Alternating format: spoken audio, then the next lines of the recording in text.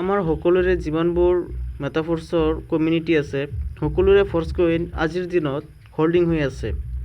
গতিকে আমাৰ ফৰ্চকইনটো লঞ্চ কোনটো এক্সচেঞ্জত হ'ব তাকে আমাৰ মিষ্টাৰ লাডৰ তৰফৰ পৰা বিভিন্ন ধৰণে আমাক পোছা হৈছে, আমাক সোধা হৈছে যে আমি কোনটো এক্সচেঞ্জত আমি ফৰ্চকইনটো চাব বিচাৰোঁ, কোনটো এক্সচেঞ্জত আহিলে আমাৰ ফৰ্চকইনটো আমাৰ কাৰণে ভাল হ'ব।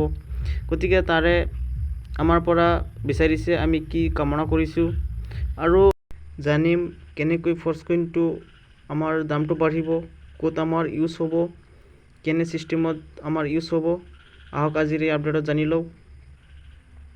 মেটাফৰ্ছ প্ৰজেক্ট আমি ব্যৱহাৰকাৰীৰ অভিজ্ঞতা অহৰহ বৃদ্ধি কৰাৰ লগতে উদ্ভাৱনীমূলক গেমিফাইড ৱেব3 আৰু ব্লকচেইন প্ৰগ্ৰেম বিকশিত কৰোঁ।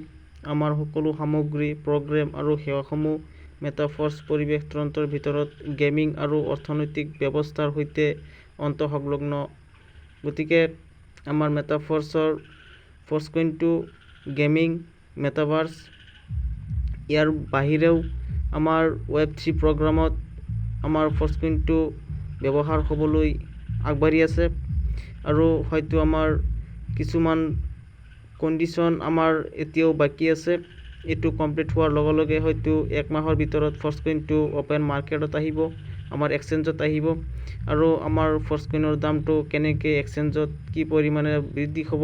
গতিকে আমাৰ সকলোৰে চাব লগা, সকলোৰে আশা, সকলোৰে আকাংক্ষা, সকলোৰে মনৰ বিশ্বাস নিশ্চয় সম্পূৰ্ণ হ'ব।